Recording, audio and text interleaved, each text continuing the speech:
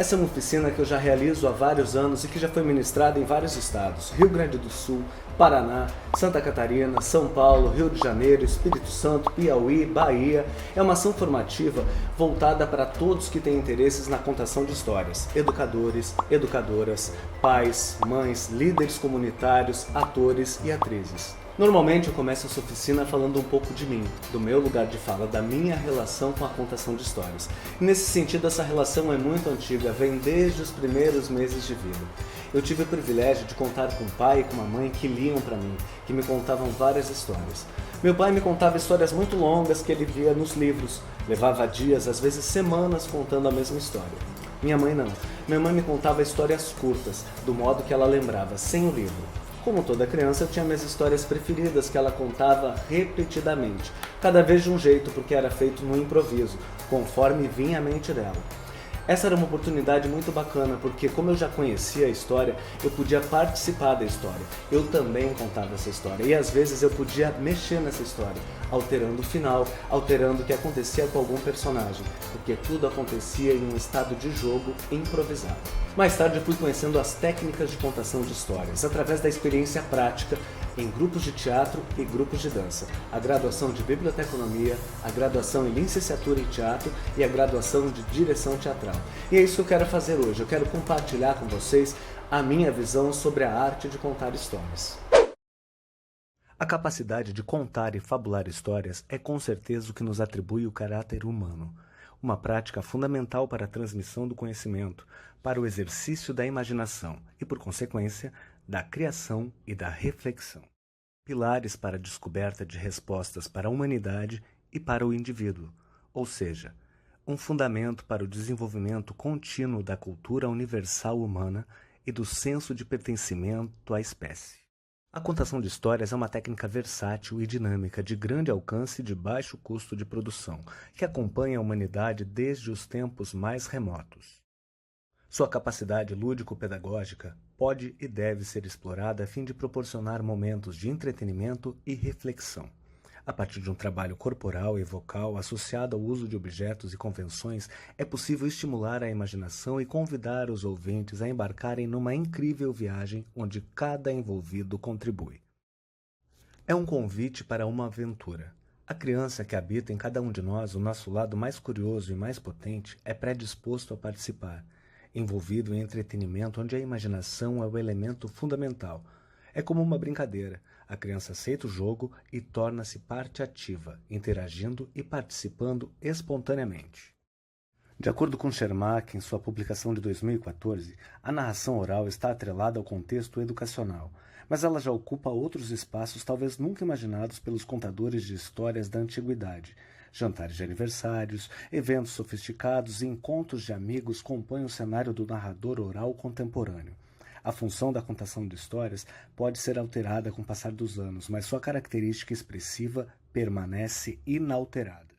A força pedagógica da contação é incontestável e o seu uso pedagógico é amplamente difundido na sociedade atual, refletindo na atuação do profissional da contação de histórias, não sendo raros os trabalhos onde entidades, organizações ou até mesmo marcas e produtos encomendam trabalhos que cumpram esse fim. Bons exemplos dessa prática são as contações de histórias encomendadas por secretarias de trânsito, saúde, meio ambiente ou mesmo aquelas encomendadas por autores ou editoras que têm ou não fins lucrativos. É uma arte milenar. Entretanto, com o avanço dos tempos e das civilizações, com o advento da escrita e posteriormente com a chegada das tecnologias, essa prática foi sendo revista e alterada, porém sem jamais cair em desuso. De um modo geral, pode-se dizer que somos formados e nos identificamos como membro das famílias e das sociedades a partir de histórias que nossos pais e pessoas próximas nos contam. Desde o nascimento, iniciamos um processo de observação e compreensão da expressão corporal humana. E assim, aprendemos a comer, beber, vestir, andar e etc. Muito bem, agora que a gente parte de um entendimento similar sobre o que é a arte de contar histórias, a gente pode aprofundar tecnicamente a nossa oficina. Mas para isso a gente precisa estabelecer um recorte. Um recorte que eu acho que atende bastante bem o campo das artes cênicas, em especial o teatro, a dança e as artes visuais. Sim, porque montar um espetáculo teatral montar uma coreografia ou dirigir um curta-metragem, qualquer produto de audiovisual, é antes de mais nada contar histórias. Então a gente vai focar nisso, na contação de histórias dramatizadas. Bom, o primeiro tópico que a gente vai tratar dentro desse tema é a história. Como apropriar-se. O que é apropriar-se? Apropriar-se é tornar a história sua, para que ela possa ser contada à sua maneira. Uma coisa que só você pode fazer mesmo que a história seja muito popular e muito conhecida. Normalmente, quando a gente chega nessa parte da oficina, eu distribuo vários livrinhos bem fininhos como esses. Eu peço que cada um leia o livro e depois nos conte a história. Mas na hora de contar a história, eu peço que as pessoas não usem o livro, que elas usem a memória, que elas nos contem apenas o que elas lembram. Quando a gente faz isso, a gente acaba elegendo quais são os pontos mais importantes na história na nossa perspectiva. E assim a gente desenvolve uma dramaturgia original. Quando a gente faz isso, a gente também determina qual é o tipo de narrador. Sim, porque são vários tipos de narradores. E assim a gente pode determinar quem vai contar essa história em particular, dessa forma particular.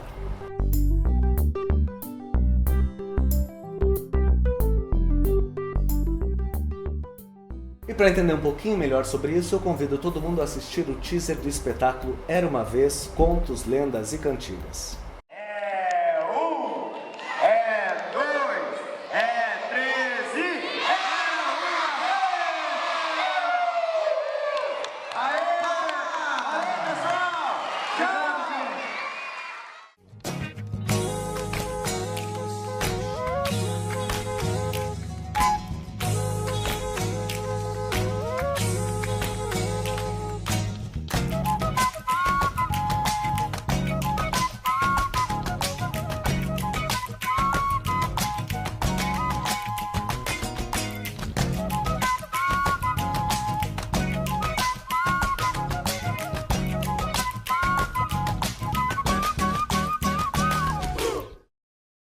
O espetáculo Era Uma Vez, Contos, Lendas e Cantigas estreou em maio de 2016. Desde então já realizou mais de 350 apresentações com estimativa de mais de 100 mil espectadores, passando pelos estados do Rio Grande do Sul, Santa Catarina, Paraná, São Paulo, Rio de Janeiro, Espírito Santo, Bahia, Piauí, Minas Gerais e Goiás. Um espetáculo com classificação livre e duração de 45 minutos. Mescla as técnicas do teatro, contação de histórias, dança e música, carregado de elementos da cultura sul-rio-grandense presentes nos termos utilizados, nos figurinos que, respeitosamente e com muito embasamento, brincam com o traje típico gaúcho, a pilcha, acrescentando ludicidade, brilho e cor. É entremeado por cantigas extraídas do cancioneiro popular gaúcho e outras especialmente compostas para o espetáculo, durante o processo de encenação, executadas ao vivo acompanhadas por violão e percussão. Vale-se de recursos cênicos simples e poucos objetos, abrindo espaços para que o espectador imagine, envolvendo-se, criando imagens e estimulando o lúdico em uma atmosfera de interação. Espetáculo que recorre ao simples para tratar de assuntos sérios como preconceito racial, violência contra crianças e trabalho escravo. A partir de dramaturgia inédita, revisita as lendas de Nossa Senhora Aparecida e do Negrinho do Pastoreio, abrindo espaços onde, de forma atraente e delicada, pode-se trabalhar a transversalidade dos elementos da cultura afrodescendente e gaúcha, além de uma reflexão sobre o bullying e as diferenças. O que identificamos aqui é a ocorrência do ator-narrador, um personagem criado durante o processo. Bart aqui nos conta a história de um menino que trabalhava como pastor de cavalos e que não tinha nome, e por isso era chamado apenas de Negrinho. Bart e Dudu não são personagens das lendas, eles foram criados pelos atores durante o processo de montagem do espetáculo, são personagens contemporâneos.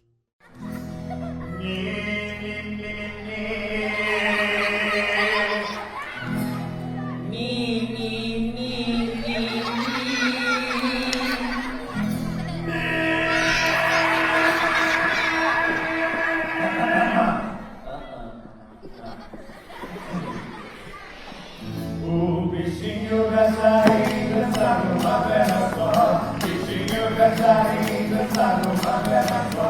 Essa dança é muito antiga, é do tempo da minha avó. Essa dança é muito antiga, é do tempo da minha avó. Bichinho dançarem, dançar numa perna só. Bichinho dançarem, dançar numa perna só. Essa dança é muito antiga, é do tempo da minha avó. Essa dança é muito antiga, é do Bom, agora a gente vai pensar um pouco sobre dois dos elementos mais importantes na contação de histórias, o corpo e a voz. Dois elementos que são praticamente indissociáveis. E para isso eu convido vocês a assistir o teaser do espetáculo Baila Melancia.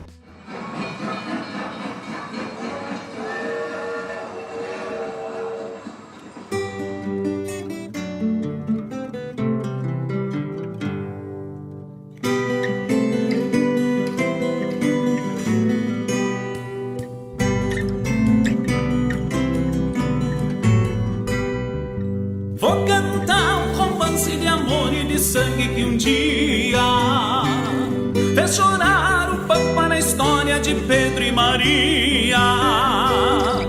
Morena, Pedro Campeiro, Maria Clara Morena.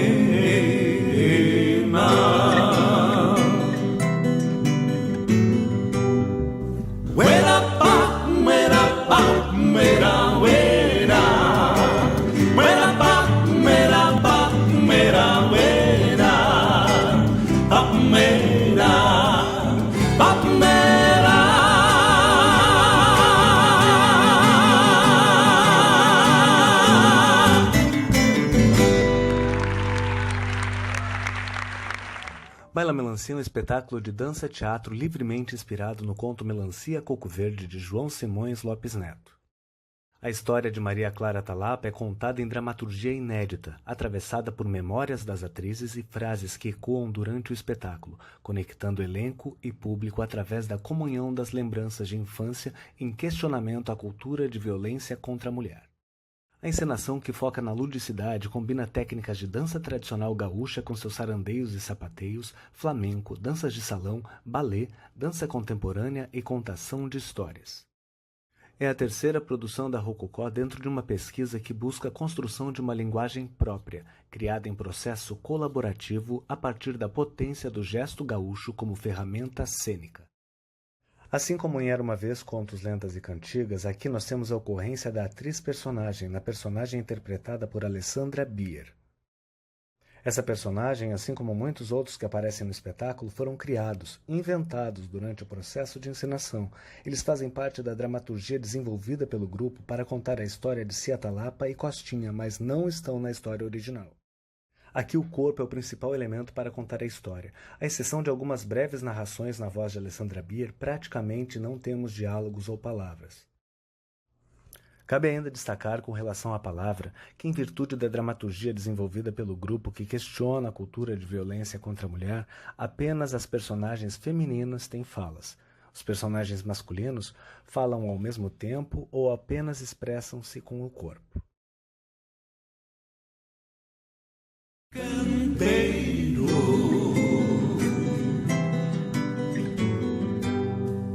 uera pa, uera pa, uera, uera, pa, uera, pa, uera.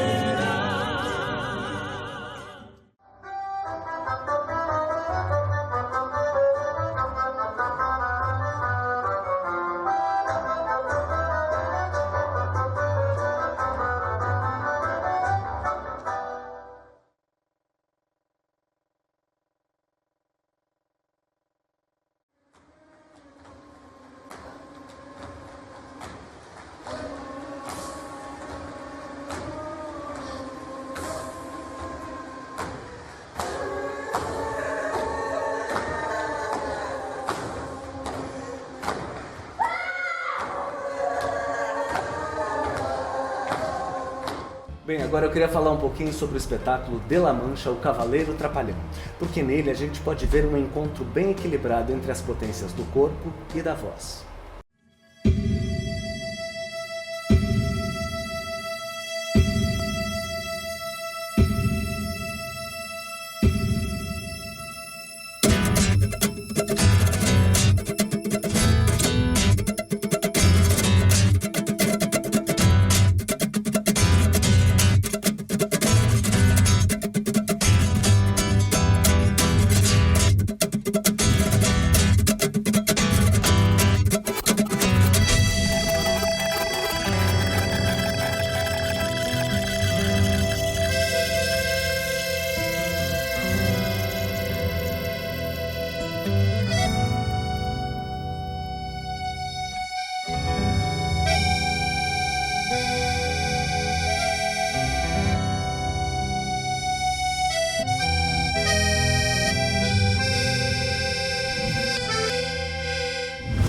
Essa é a história de Don Alonso Quijano, um homem que cresceu em La Mancha, uma região bem no centro da Espanha.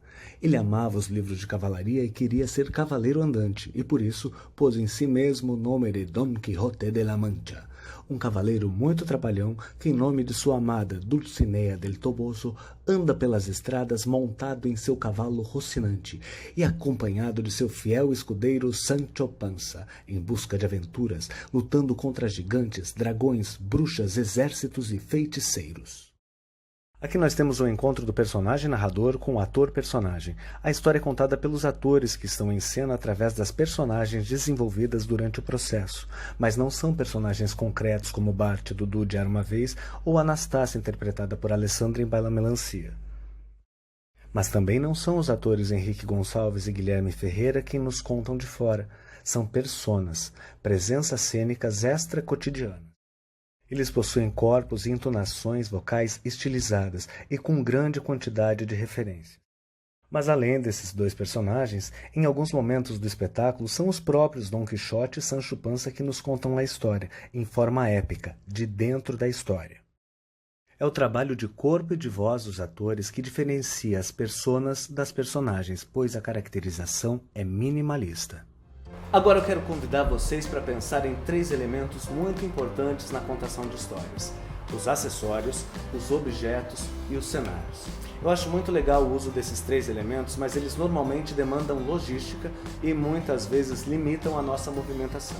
Então aqui na Rococó a gente geralmente opta por só colocar na cena aquilo que é fundamental para contar aquela história. O que sim a gente acha muito interessante é o uso de instrumentos musicais, uso de dança, uso de canto. Isso colore, isso convida o espectador a participar de um espetáculo de uma outra forma, que não só pela palavra.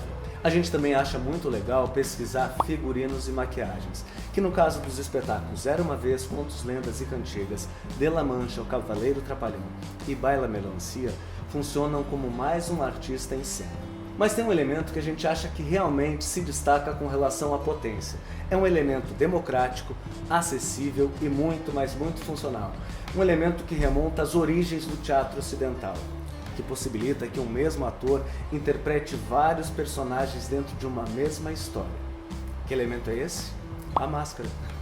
Para isso eu convido vocês a dar uma assistida no teaser do espetáculo As Aventuras de João, a Princesa e o Tapete Voador.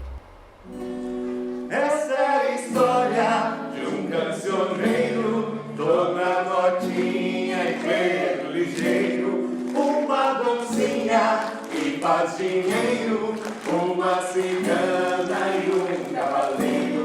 Tinha uma ilha que era encantada, uma princesa muito mimada, filha de um rei tenebroso e honrado. Pela sua filha oferece o reinado. Essa princesa, muito sortuda, lá pelas tantas criou chifruda, se apaixonou por João Cancioneiro, quando encontrou o amor verdadeiro. Lá, lá, lá, ya, lá, lá, lá, lá, ya, lá, lá, lá, lá, ya, lá, ya, lá, ya, lá, lá, lá, ya, lá, lá, lá, lá, ya, lá. La la la ya la ya la ya.